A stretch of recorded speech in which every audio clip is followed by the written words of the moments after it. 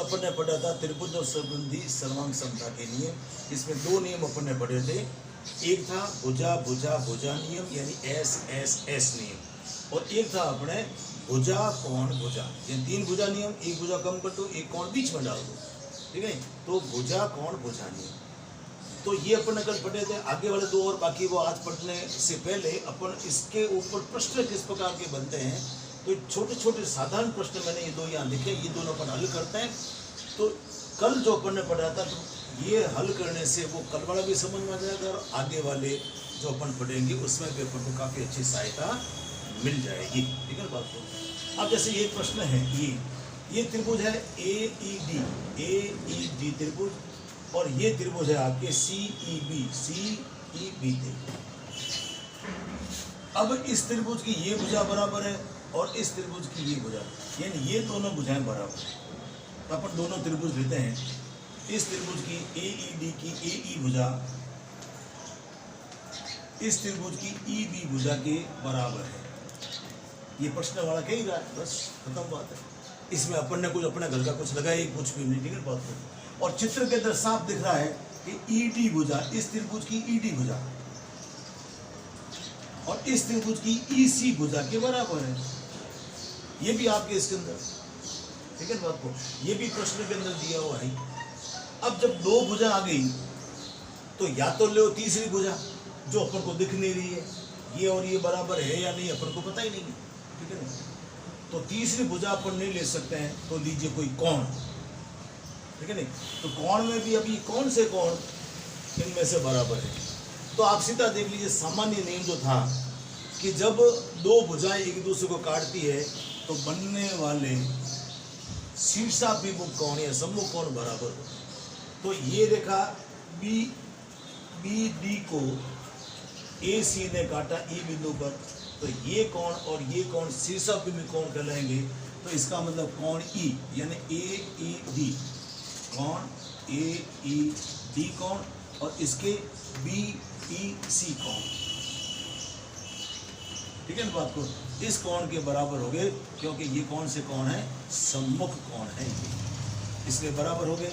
ये आपके दिया हुआ ही, ये आपके दिया हुआ था ही, ठीक है ना बात को। तो एक जरा सी मेहनत के अपन ने सिद्धांत याद रखा, कौन सा, कि जब दो रेखा एक दूसरे को काटती है तो बनने वाले कोण सम्मुख कोण जो होते हैं वो बराबर होते हैं। तो दो भुजाएं, ये और ये इसके बीच का कोण, एक भुजा इसके बीच का कोण। तो ये आपके नियम कौन सा हो गया आपके, क्योंकि भुजा कोण भुजा नियम, ये नियम इसमें लागू होते हैं। तो भुजा कोण भुजा नियम एक त्रिभुज के तीनों और इस त्रिभुज के इस तीनों के बराबर है, इसलिए ये दोनों त्रिभुज, ठीक है बात को, त्रिभुज AED ये सर्वांग सम होंगे त्रिभुज CE और B के। ये दोनों त्रिभुज सर्वांग सम हो गए। अब देखिए हिसाब लगाइए कि दो भुजाएं और तीसरा कोण, अपने पास में कुल चीजें कितनी होनी चाहिए, 6।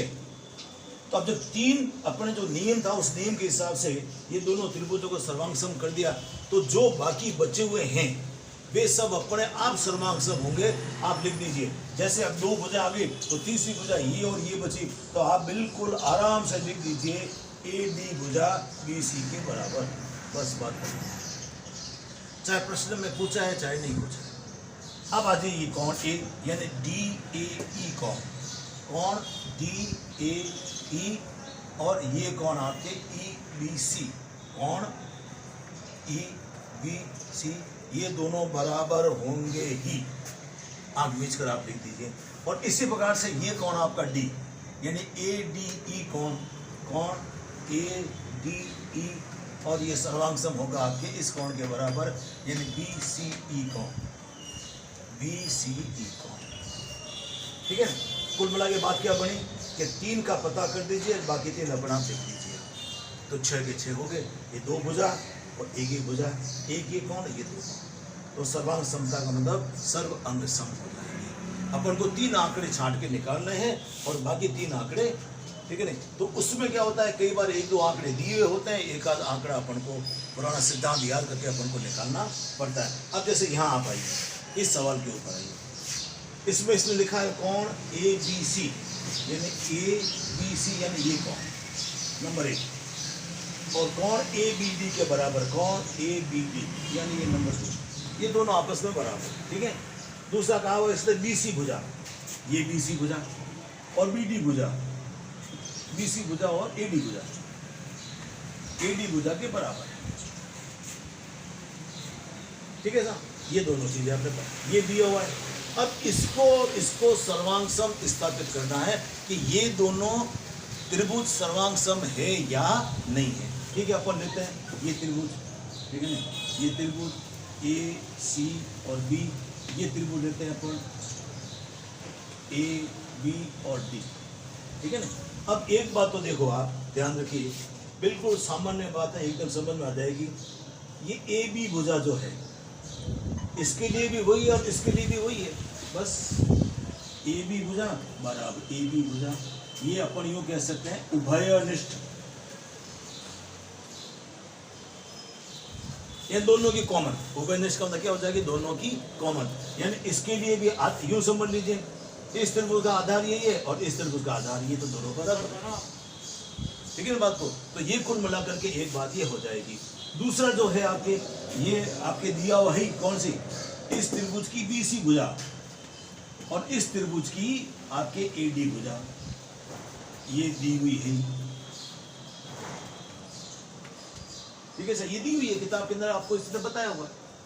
और दूसरा ये भी बता दिया आपको क्या, कोण एक, यानी कोण ए बी सी, कोण ए बी सी इस कोण ए बी डी के बराबर है, ये भी आपको दिया हुआ है।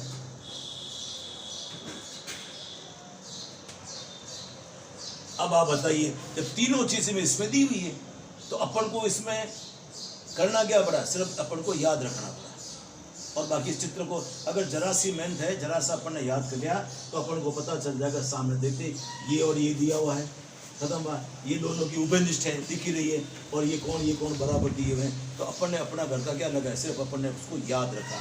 तो इस प्रकार से ये आपके त्रिभुज हो जाएंगे सर्वांग सम, त्रिभुज ए सी बी सर्वांग सम हो जाएंगे त्रिभुज ए बी डी। अब इसमें तीन चीजें अपन ने पता कर दी, तो बाकी तीनों अपना आप बराबर होगी, ठीक है ना। जैसे बाकी तीनों कौन, जैसे ये भुजा और ये भुजा बराबर है, ये दोनों कॉमन है, ठीक है ना, तो ये भुजा और ये भुजा बराबर होगी, यानी इस त्रिभुज की ए सी भुजा और इस त्रिभुज की बी डी भुजा के बराबर होगी अपने आप ही। अब कौन ले लीजिए, ये कौन और ये कौन, ये भी दोनों बराबर होंगे। इस त्रिभुज का कौन ए सी बी कौन और इस त्रिभुज का बी डी ए कौन, ठीक है ना, कौन ए डी और बी ये बराबर होंगे, और एक ये बच गया और ये भी बच गया। इस कौन का नाम क्या है, सी ए बी या बी ए सी, कौन बी ए सी, और इसका नाम क्या है बी ए डी, कौन बी ए डी, ये दोनों बराबर होंगे, ठीक है ना। तो तीन का आपने ढूंढा और बाकी तीन आप बीच के लिख दो बस। तो ये सरल सवाल उल्टे सरल है, ठीक है ना बात को, क्यों अधिकांश तो इसके अंदर मामले अपने दिए हुए होते हैं और कुछ अपन को सिर्फ एक याद रखना है, ठीक है ना, करना कुछ नहीं, या अपन सामान्य भाषा में गए कि अपन को अपने घर का इसमें बनाना कुछ भी नहीं है, थोड़ा सा याद रखना। इसलिए मैंने कहा है कि गणित या रेखागणित या बीजगणित ये समझने की चीज़ें, आप इसको एक बार समझ दृष्टि से बैठ जाइए और आप समझिए, तो आपकी समझ में जब भी आ जाएंगे तो जीवन भर के अंदर अपन कभी भूलेंगे नहीं। और ये जो चीज़ें हैं ये आपके 9th के कोर्स की है, 10th में भी काम में आएगी, 8th में भी काम में आएगी और आगे भी काम में आएगी। अपन जब अगर मान लो आगे चल कर के आप ऑप्शनल मैथ्स लेते हो तो वहाँ पर भी कहीं कहीं ये काम आपके ये आने वाली है, ठीक है।